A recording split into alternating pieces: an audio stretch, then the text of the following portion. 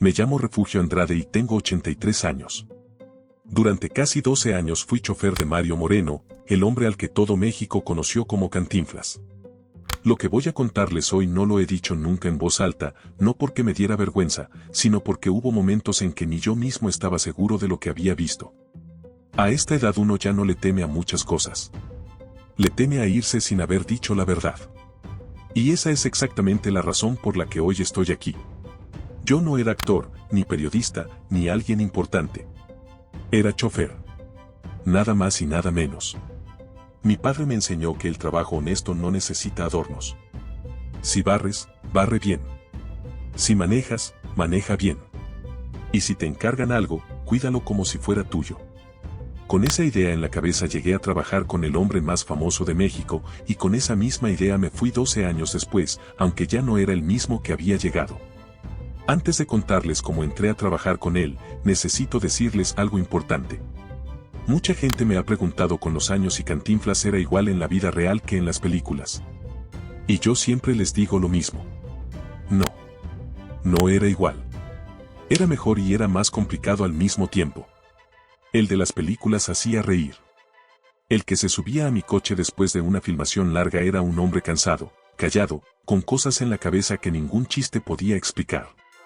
Llegué con él por una cadena de favores, como casi todo en esta vida. Un conocido de mi cuñado trabajaba en la producción de una de sus películas y supo que andaban buscando chofer de confianza. No cualquiera. Uno que supiera manejar bien, sí, pero sobre todo uno que supiera cuándo hablar y cuándo no. Me llamaron para una entrevista en una oficina de la colonia Polanco.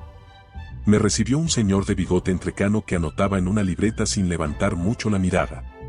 Me preguntó si tomaba. Le dije que en fiestas, poco. Me preguntó si tenía deudas graves. Le dije que la del gas y la de una tanda que ya casi terminaba. Se le escapó una sonrisita. Me preguntó si era capaz de olvidar cosas que viera en el trabajo. Ahí me detuve un segundo.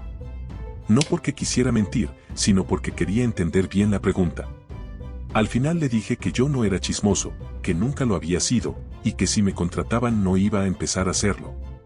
Me miró fijo por primera vez desde que había entrado. Bien, dijo. Eso es lo que necesitamos. No me dijo para quién era el trabajo. Eso lo supe 3 días después, cuando me citaron en una cochera amplia que olía a gasolina limpia y a cera de piso. Ahí estaba él. Mario Moreno en persona, con un saco sencillo, sin lentejuelas ni nada de lo que uno espera de una estrella de cine. Me extendió la mano con la misma naturalidad con que se la extendería a cualquier persona. Refugio, me dijo, ya me hablaron de ti. Espero que nos llevemos bien. Yo estaba nervioso por dentro, pero me sostuve. Para servirle, señor Moreno. Me corrigió de inmediato con una sonrisa tranquila. Mario. Nada de señor Moreno. Eso déjaselo a los que cobran por ponerse serios.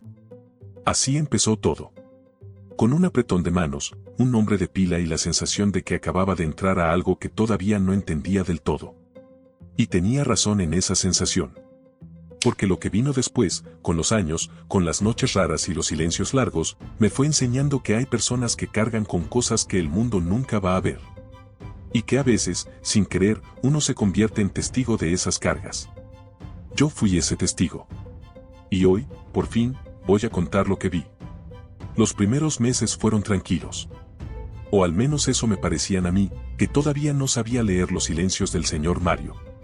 Lo llevaba a los estudios Churubusco temprano por la mañana, lo esperaba horas en el coche mientras filmaba, lo recogía cuando salía cansado y lo llevaba a comer o directo a su casa según el día.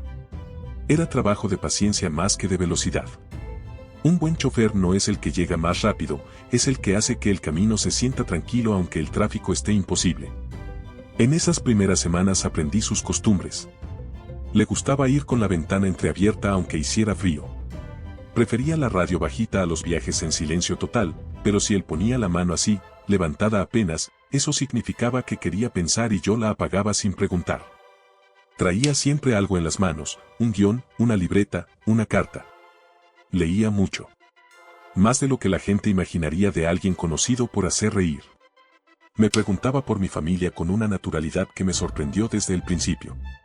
No era de esos patrones que preguntan por compromiso y ya no escuchan la respuesta. Él sí escuchaba. Cuando le conté que mi esposa Consuelo llevaba meses con un problema en la rodilla que no terminábamos de pagar, se quedó callado un momento y luego dijo, mándame el nombre del médico y el hospital. Así, sin más. Yo pensé que era plática. 3 días después, la cuenta del doctor estaba liquidada. No me lo dijo él. Me lo dijo Consuelo cuando llegué a cenar, con los ojos rojos de haber llorado de alivio. Cuando le pregunté al día siguiente, me contestó sin voltear de su libreta. No fue préstamo, fue arreglo. Un chofer que maneja preocupado es peligro en la calle. Así lo justificó, en broma, pero los dos sabíamos que no era broma. Era su forma de ayudar sin hacer sentir al otro chico. Por eso cuando empezaron las cosas raras, me dolieron más. Porque yo ya lo quería. No como se quiere a un ídolo, sino como se quiere a alguien que te ha demostrado que te ve como persona. Y cuando uno quiere a alguien, las dudas duelen diferente. No son dudas frías. Son dudas que arden. La primera señal fue una noche de martes. Lo había llevado a una cena con productores en un restaurante del centro. Cena larga, de esas que empiezan a las 9 y terminan cuando ya nadie tiene hambre pero todos siguen sentados por compromiso. Me avisaron que ya iba a salir, pero que no lo esperara en la entrada principal sino en la calle de atrás, la que daba a la cocina del restaurante. Eso no era lo normal. Él siempre salía por la puerta de enfrente donde estaban los fotógrafos, los fans, la gente que quería saludarlo. Le gustaba ese momento, o al menos lo aguantaba con buena cara. Pero esa noche no. Salió rápido, con el cuello de la chamarra levantado, sin detenerse con nadie.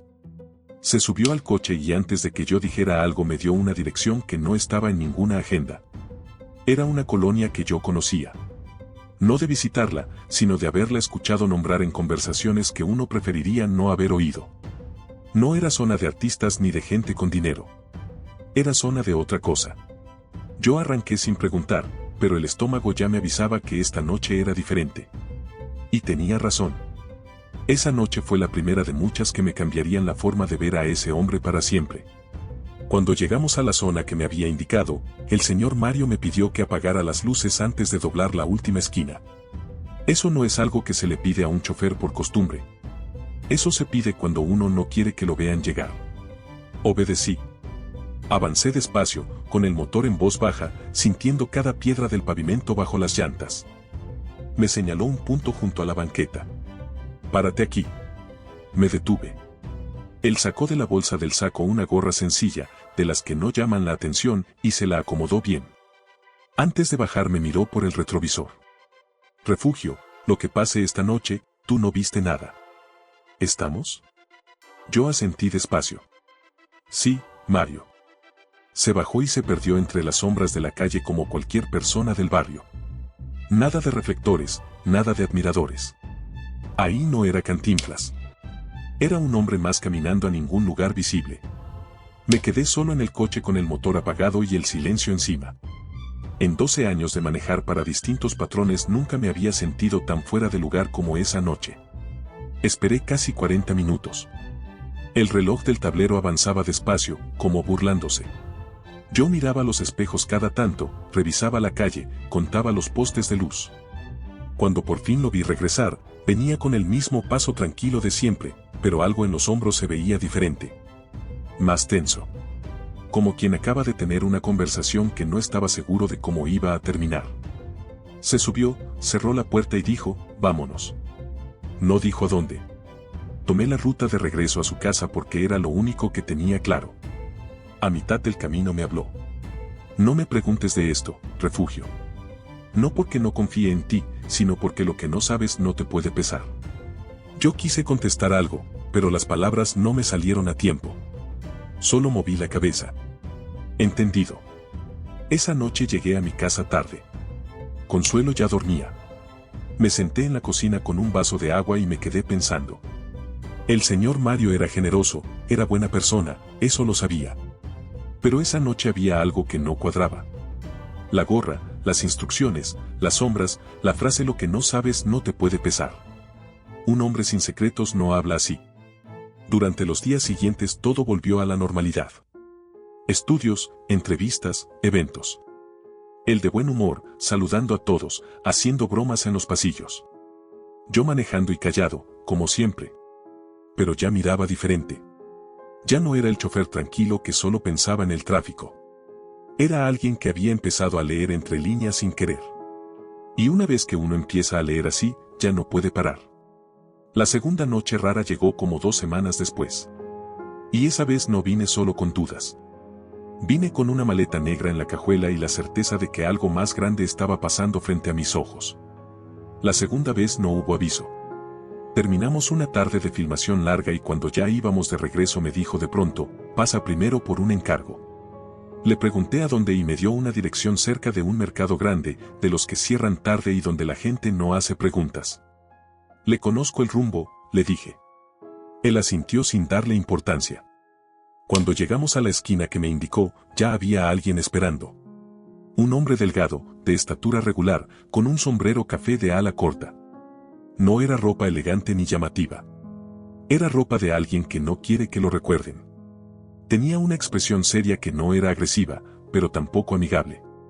Era la cara de alguien acostumbrado a que las cosas sean exactamente como tienen que ser. El señor Mario bajó la ventanilla apenas. El del sombrero se acercó sin prisa. Intercambiaron unas palabras en voz muy baja que yo no alcancé a escuchar bien. Luego el hombre rodeó el coche y abrió la cajuela sin pedir permiso, como quien sabe de sobra que tiene autorización. Metió una maleta negra de tamaño mediano. La escuché acomodarse con un peso que no era de ropa. Cuando volvió junto a la ventanilla dijo, ahí va todo. Sin más explicación. El señor Mario respondió, que esté completo porque luego no hay tiempo para correcciones. Esa frase me heló. No sonaba a trámite de oficina ni a encargo de película. Sonaba a negocio serio, de los que no admiten errores.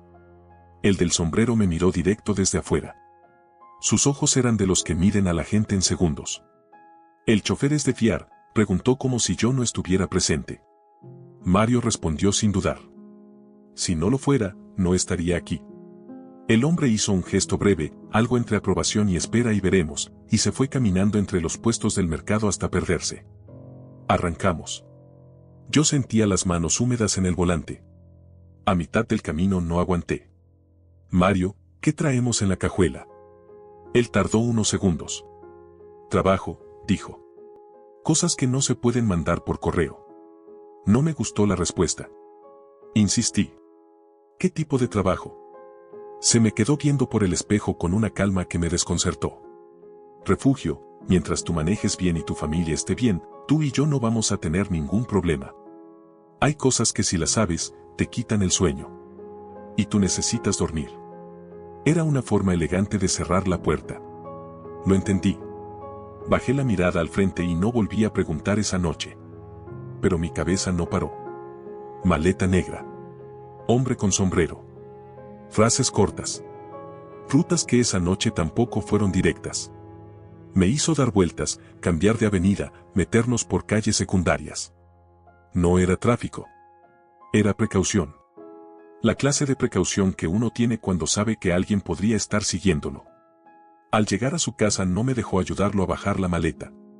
La tomó él mismo, con esfuerzo, y entró por la puerta lateral, no la principal. Esa noche la imagen de la maleta no me dejó dormir. Y fue apenas el principio.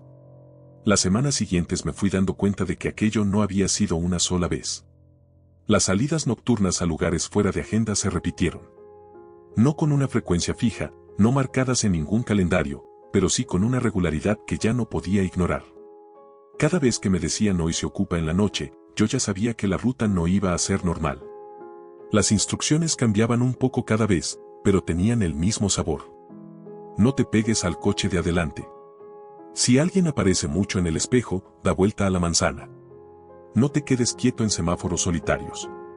Yo había pasado de ser chofer a ser algo que no tenía nombre claro, alguien que manejaba con los ojos en 3 lugares al mismo tiempo y el corazón un poco más acelerado de lo normal.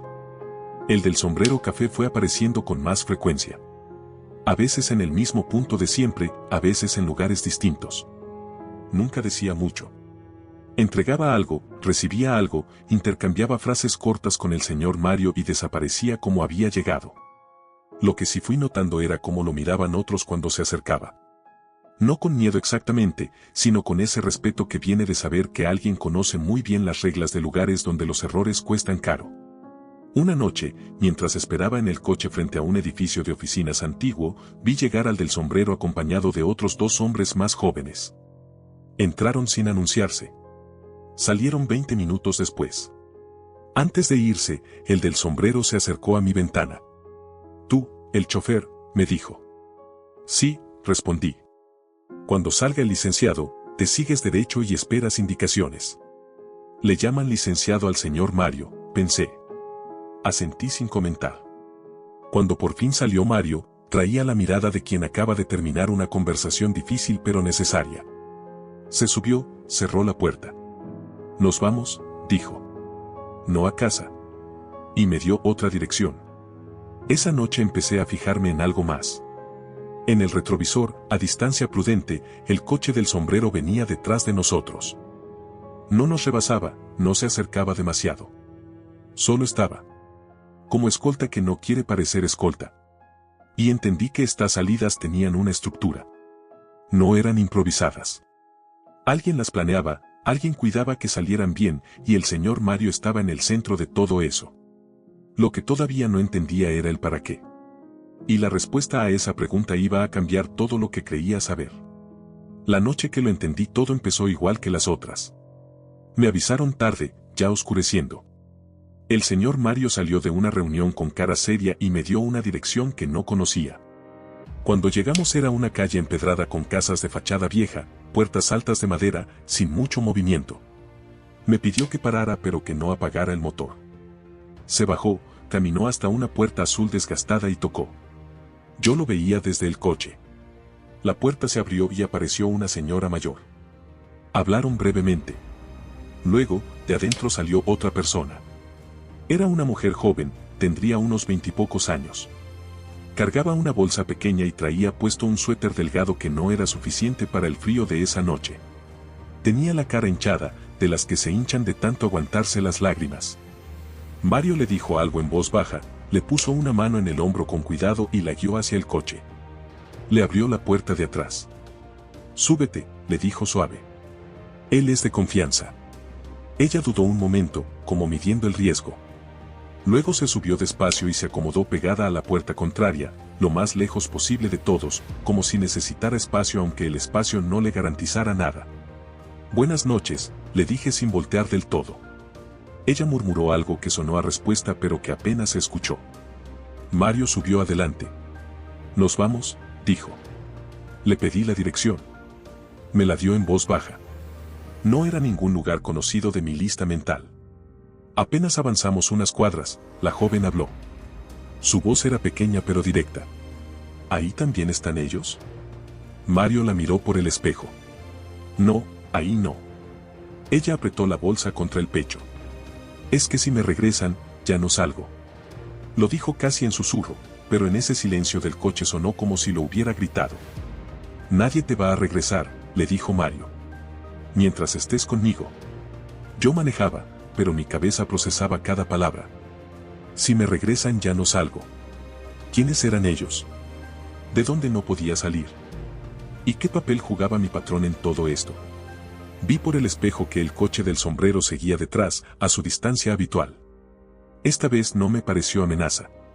Me pareció protección. Y eso solo podía significar una cosa. Lo que estaba pasando esta noche era más serio que una maleta o una reunión en edificio oscuro. Esta noche alguien dependía de que llegáramos bien. La joven se llamaba Esperanza, aunque ese nombre no lo supe esa noche sino mucho después.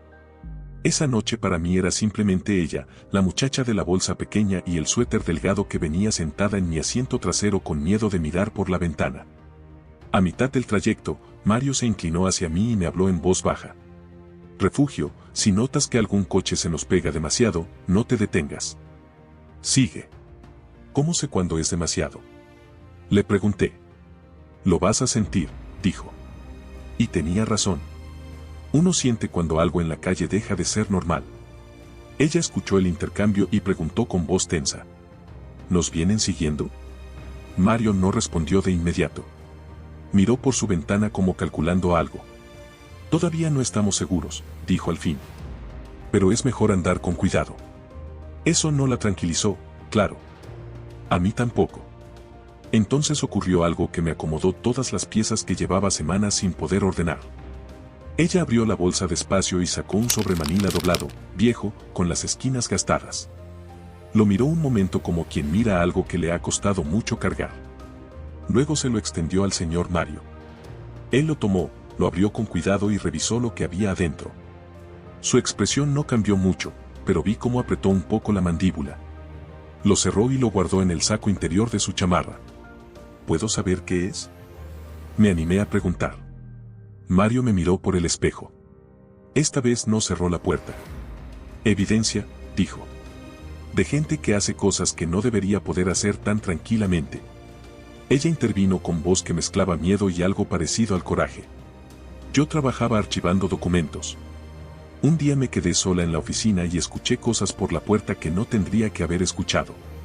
Órdenes sobre personas. Sobre hacerlas callar. Lo decían como si estuvieran hablando del clima. Se tocó el pecho. Algo se me rompió aquí adentro. Agarré los papeles que pude y me fui. Pensé que si alguien los veía, algo podía cambiar. Mario habló entonces con esa voz que no era de artista ni de ídolo. Era voz de hombre de barrio que ha visto cómo funciona el mundo y ya no le sorprende pero tampoco lo acepta. Cuando uno ve esas cosas y se calla, se vuelve parte de ellas, le dijo. Tú no te callaste. Eso tiene un precio, pero también tiene un valor. Yo manejaba y escuchaba y sentía que el coche se hacía más pequeño con cada cuadra. Ya no era un asunto de maletas ni de rutas raras. Era una muchacha con documentos peligrosos, un patrón que había decidido meterse en medio, y yo al volante de todo eso. El coche del sombrero seguía detrás de nosotros. Lo veía en el retrovisor cada vez que cambiaba de carril, puntual, discreto, como sombra que sabe mantener su distancia. Pero esa noche había algo más. Más atrás, con las luces a media intensidad, venía otro vehículo que yo no había visto antes. Sin placas visibles. Sin prisa. Solo ahí. Mario lo notó al mismo tiempo que yo. No dijo nada durante unos segundos. Luego habló tranquilo. Refugio, en la próxima avenida grande, métete al carril del centro. No al de la derecha, al del centro. Obedecí. El coche sin placas también cambió de carril. Ella lo vio. ¿Son ellos? Su voz tembló en la última palabra. Mario respondió sin voltear. No lo sé con certeza. Pero vamos a actuar como si sí. Le dio otra indicación, una calle secundaria, luego otra. Yo ejecutaba sin preguntar. Eso es lo que hace un buen chofer cuando la situación lo pide. Dejas de pensar en el destino y piensas solo en el siguiente giro. En una avenida más iluminada el señor Mario me dijo algo que no olvidé. Refugio, esta noche no te estoy pidiendo que seas valiente. Te estoy pidiendo que seas constante. La valentía a veces hace ruido. Lo que necesitamos esta noche es silencio y movimiento. Entendí perfectamente. Ella abrazó más fuerte la bolsa. ¿A dónde vamos? Preguntó. A un lugar donde puedas estar segura esta noche, le respondió Mario. Y donde lo que traes tú pueda llegar a manos que saben qué hacer con ello. ¿Usted sabe manejar esto?, preguntó ella con una mezcla de alivio y desconfianza. No yo solo, respondió él. Hay más gente metida en esto. Gente que no puede dar la cara pero que trabaja.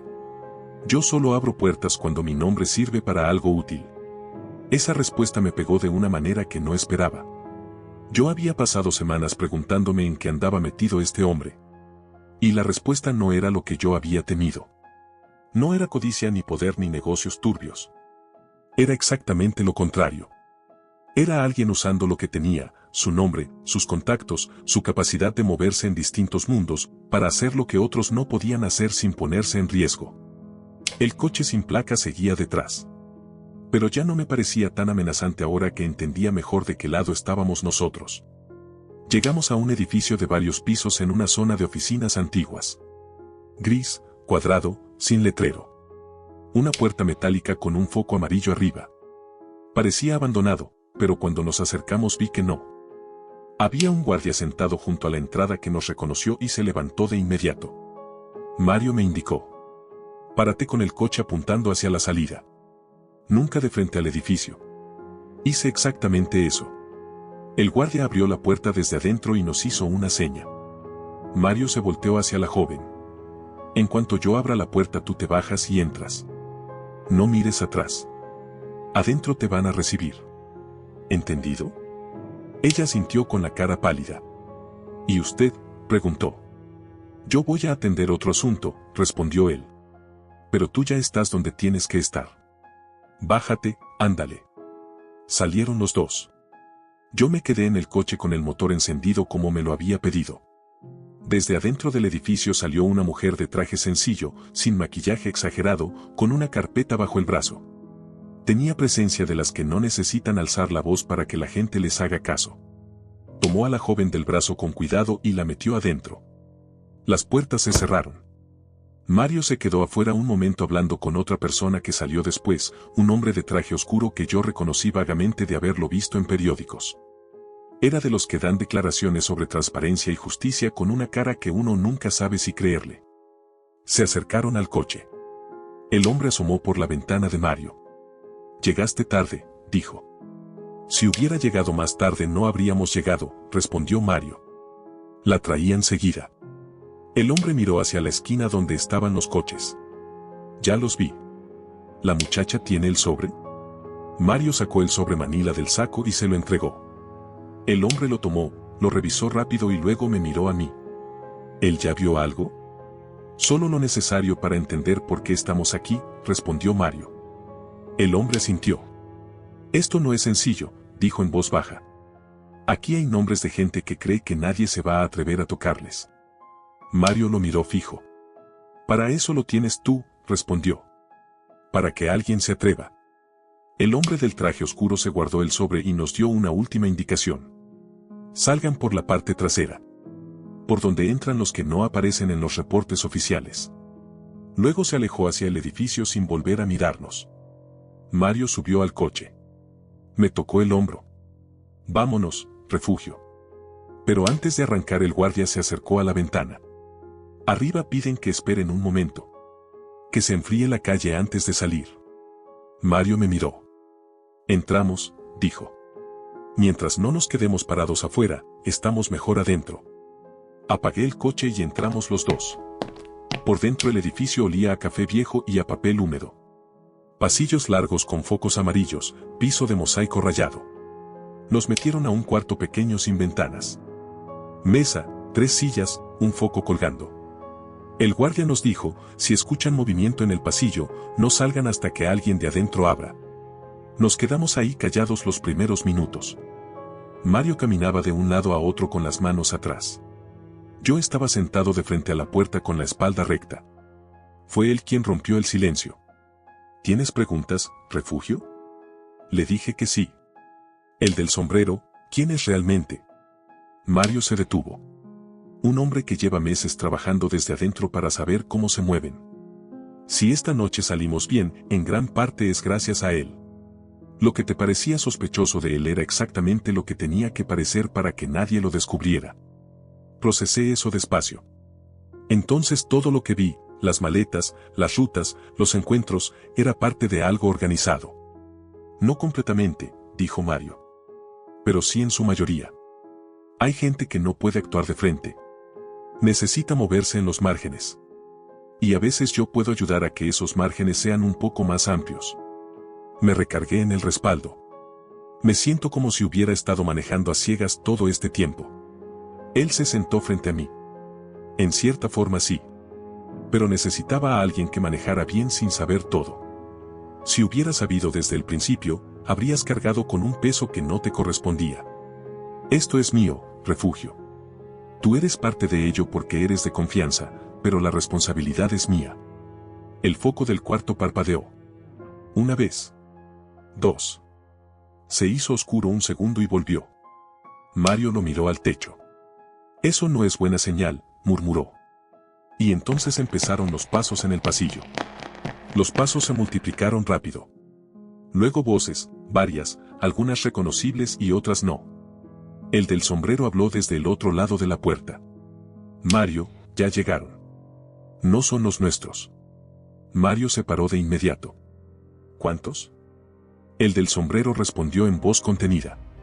Lo suficientes para que esto ya no sea conversación. Preguntan por la muchacha. Mario me miró. Yo me puse de pie sin que me lo pidiera. El del sombrero entró al cuarto y cerró la puerta detrás de él. Se veía cansado pero concentrado. A ver, dijo, no hay tiempo para rodeos. ¿Creen que el sobre todavía está aquí? Si se enteran de que ya lo entregaron, las cosas se complican de otra forma. Necesitan tener algo. Mario sacó del saco interior otro sobre manila. Igualito al primero por fuera. Lo puso sobre la mesa. Este está vacío, dijo. Pero si lo ven en mi mano, se van a venir detrás de mí. El del sombrero lo miró un segundo. Te vas a meter en un problema del que no te saco tan fácil. Mario respondió sin dudar. Llevo metido en problemas desde que tengo memoria. Uno más no me asusta. Luego me miró a mí directamente. Refugio, en cuanto yo salga por esa puerta con este sobre, tú agarras y te vas por la bodega del fondo. Él te indica la salida. Señaló al del sombrero. No voltees. No esperes señal. Si escuchas relajo en el pasillo, ese es tu momento.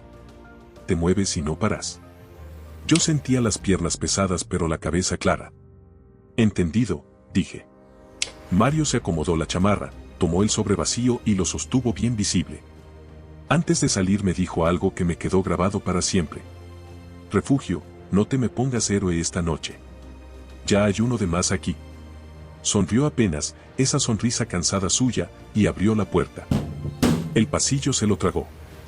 La puerta se cerró y me quedé solo en ese cuarto con el foco parpadeando y la certeza de que el hombre al que yo llevaba y traía como si fuera parte de mi rutina acababa de elegir quedarse en el lugar más difícil para que yo pudiera salir del más fácil. Los ruidos del pasillo crecieron. Voces encima de voces, pasos pesados, alguien que daba indicaciones en tono cortante. Reconocí la voz de Mario, tranquila, sin prisa, como cuando le explicaba algo a un productor difícil. Luego la del sombrero, más directa. Luego otras que no conocía. El del sombrero abrió la puerta del cuarto apenas lo suficiente para asomarse. Ahora, me dijo. Esa es su señal. Salí al pasillo. Hacia la derecha estaban las sombras y las voces. Hacia la izquierda, un corredor oscuro que terminaba en una puerta de metal. Por ahí, me indicó el del sombrero con un gesto rápido de cabeza. Luego se fue hacia donde estaba el ruido. Caminé por el corredor pegado a la pared. El corazón me latía fuerte pero los pies se movían solos. Llegué a la puerta metálica, la empujé con cuidado y entré a una bodega con cajas viejas, archiveros arrumbados, olor a humedad. Crucé entre los muebles a oscuras, tanteando con las manos, hasta encontrar la salida trasera. Empujé la barra horizontal. La puerta se abrió hacia un callejón estrecho. Aire frío, un foco al fondo, silencio comparado con lo de adentro. Caminé rápido por el callejón sin correr, que correr llama la atención. Al final me asomé con cuidado a la calle. Un perro acostado a media banqueta. Nada más. Doblé hacia donde estaba la cochera. El guardia me vio llegar y levantó la cortina sin preguntar. El coche seguía donde lo había dejado, apuntando hacia afuera como lo había pedido Mario. Me subí. Metí la llave. Giré. Prendió al primer intento y sentí que me soltaba algo en el pecho que no sabía que había estado apretado. Salí de la cochera despacio. En el retrovisor vi el edificio haciéndose pequeño. Y en ese momento me cayó completo el peso de lo que acababa de pasar. Mario se había quedado adentro con un sobre vacío para que yo pudiera estar haciendo exactamente esto. Salir. Y eso no era pose ni película. Era una decisión tomada por un hombre que sabía perfectamente lo que estaba arriesgando. Manejé unas cuadras sin dirección fija. La ciudad ya empezaba a despertar, ese momento gris antes del amanecer donde los camiones salen y los puestos de comida encienden sus primeros fuegos. Todo seguía igual afuera. Y adentro de mí todo era distinto. Recordé el papelito que me había dado la mujer de la casa. Un número escrito a mano. Me lo había entregado casi al oído antes de dejarme salir. Si necesitas saber algo, marca desde una caseta. No desde tu casa. En ese momento no le había dado mucha importancia. Ahora lo sentía en la bolsa de la camisa como si pesara. Vi una caseta telefónica de las antiguas en una esquina. Me detuve. Me bajé. Saqué el papelito. Metí monedas y marqué despacio. Sonó 3 veces. Bueno, contestó una voz de hombre. Busco al señor, dije. Me dieron este número. Hubo un silencio breve y luego escuché la voz que había aprendido a reconocer mejor que cualquier otra en los últimos años. Llegaste, Refugio, dijo Mario. Se me cerró la garganta. Sí, Mario. Ya hice lo que me pidió. ¿Cómo está usted? Se escuchó cómo soltaba el aire despacio. Ya se hizo lo importante, dijo. Eso es lo que cuenta. Insistí. ¿Dónde está? ¿Sigue en el edificio? Aquí ando todavía, respondió. Pero no te describas cómo está la cosa. Dígame dónde y voy, solté sin pensar. Se rió bajito, con ese cansancio suyo. Tú no vas a ningún lado, dijo. Si te acercas, nos cargas a los dos y tiramos lo que ya hicimos. Me quedé en silencio con la frente pegada al vidrio frío de la caseta. Mario, se me siente como si lo hubiera abandonado. Se tomó un segundo antes de responder. Tú cumpliste lo que te tocaba, Refugio. Trajiste a la muchacha a donde tenía que llegar. Lo demás era mío desde antes de que esta noche empezara. ¿Tiene salida?, pregunté en voz muy baja. Tardó. Salida siempre hay, dijo. No siempre es la que uno preferiría, pero hay. Oí ruidos de fondo, voces lejanas. Me tengo que cortar, dijo. Ya vienen. Mario, alcancé a decir. Yo sé quién es usted. Lo vi. Nadie me lo tiene que contar. Hubo un silencio corto. Luego su voz más suave que nunca. Con eso me basta. Cuida el camino, Refugio. El mío ya estuvo. Y colgó. Me quedé con la bocina en la mano escuchando el tono. Salí de la caseta y me quedé un rato en la banqueta viendo pasar la ciudad como si fuera de otro mundo. Esas 5 palabras me acompañaron todo el camino a casa. El mío ya estuvo. No me fui directo a casa. Sé que no debía hacerlo. Sé que Mario me lo había dicho claramente. Pero hay cosas que uno hace aunque sepa que no debe, porque quedarse quieto duele más que el riesgo. Me acerqué a la zona del edificio. No a la misma calle, no tan cerca. Me estacioné detrás de un camión de reparto desde donde se veía la fachada sin que me vieran a mí. El cielo empezaba a aclarar. Ese gris suave que llega antes del sol. El edificio tenía más movimiento que antes. Camionetas sin rótulos, un par de coches de aspecto oficial, hombres entrando y saliendo con carpetas y caras serias. Nada que dijera exactamente qué estaba pasando adentro, pero tampoco nada que me tranquilizara. Me quedé ahí un buen rato, revisando cada figura que salía por la puerta. Esperando ver ese paso tranquilo que yo conocía bien, ese saco sencillo, esa manera suya de acomodarse la ropa antes de bajar una escalera. No lo vi salir. No por la puerta principal. Quizás salió por otro lado, por la misma bodega que yo había usado. Quizás lo sacaron en otro coche. Quizás seguía adentro resolviendo lo que había empezado. No lo supe esa noche. Lo que sí supe fue que no iba a resolver nada quedándome ahí estacionado viendo una puerta. Encendí el motor y me fui. En el camino a casa la ciudad ya estaba completamente despierta. Niños con uniformes escolares. Señoras con bolsas del mandado. Puestos de desayuno con vapor saliendo. Nadie tenía idea.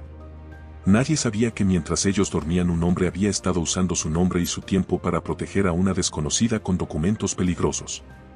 Llegué a mi casa. Consuelo estaba en la cocina. ¿Todo bien?, me preguntó con esa pregunta de esposas que saben que algo pasó pero te dan la oportunidad de contarlo o no. Todo bien, le dije. Noche pesada nada más. Me senté a la mesa. El café me lo serví solo y me quedé viendo la taza sin tomarlo. En mi cabeza seguían dando vueltas sus palabras. Cuida el camino. El mío ya estuvo. No era despedida. Era instrucción. Era su forma de decirme que lo que yo tenía que hacer estaba hecho y que lo que él tenía que cargar era suyo y solo suyo. Y aunque eso me daba coraje, también me daba algo más difícil de nombrar. Orgullo. El orgullo de haber sido parte, aunque fuera desde el volante, de algo que valió la pena. A los 83 años uno ya no anda midiendo las palabras para quedar bien con nadie. Lo único que me preocupa ahora es no irme con esto atorado en el pecho. Eso es lo único que me trajo hasta aquí. Después de aquella noche, la vida siguió. Las cosas que siguen aunque uno por dentro se haya quedado atorado en un momento. El señor Mario volvió a aparecer un par de semanas después como si nada. Entró a la cochera con ese paso suyo de siempre, aunque algo en la mirada se veía diferente. Más pesado. De esas miradas que cargan cosas que no se cuentan. Listo, refugio, me dijo. Siempre, Mario, respondí. Nos fuimos. Y a la primera luz roja me habló. ¿Te enojaste conmigo? Me quedé sin palabras un segundo. Me dejó con la culpa de haberlo dejado ahí, le dije. Era parte del trato, respondió. Uno se queda para que otros puedan irse. Así funciona esto. ¿Y cómo salió?, pregunté. Se rió bajito. Los que mandan no siempre quieren ruido, dijo. A veces prefieren que alguien como yo esté vivo y callado a que esté muerto y sea noticia. Hubo amenazas, hubo advertencias. Pero salí. Y al día siguiente ya estaba otra vez siendo lo que todos esperan que sea. ¿Y ya no se va a meter en esas cosas?, pregunté sabiendo la respuesta. Me miró por el retrovisor. ¿Tú qué crees?, dijo. No hizo falta más. Con los años fui viendo cosas que nunca saldrían en ningún lado. Gente que subía a mi coche llorando y bajaba en otro destino con otra oportunidad. Reuniones con el del sombrero y con otros como el que trabajaban en silencio. Y también vi lo que le costaba. Las noches sin dormir, los silencios largos, las miradas de quien carga con demasiado y sabe que no puede soltarlo todavía. Un día me lo dijo sin rodeos. Refugio, sé que a veces parece que ando en cosas malas. Y no te voy a mentir, a veces hay que hacer tratos incómodos, moverse en lugares que no me gustan. Pero si no lo hago yo, ¿quién? Solo atiné a decirle, no más no se pierda, Mario. Me vio por la ventana un momento. Uno se pierde cuando acepta callarse, dijo. Por eso hablo donde sirve. Me jubilé cuando el cuerpo dijo hasta aquí. Él me dio más de lo que merecía. Y el último día me dijo algo que guardo como si fuera mío. Viste cosas que nadie vio, refugio. Y sé que no las vas a vender. Eso no tiene precio. Tenía razón. Muchos habrían pagado por esos chismes. Pero lo que yo vi no eran chismes. Eran vidas. Y con las vidas no se comercia, se cuidan. Mario Moreno no fue solo el que hacía reír a México desde las pantallas. También fue el que se quedaba con el sobrevacío para que otros pudieran salir. El que usaba su nombre donde nadie lo aplaudiría. El que cargaba en silencio lo que otros no podían ni ver. Yo solo fui el chofer. Pero con eso, créanme, tuve suficiente para toda una vida. Y ahora que ya lo dije, me voy más ligero.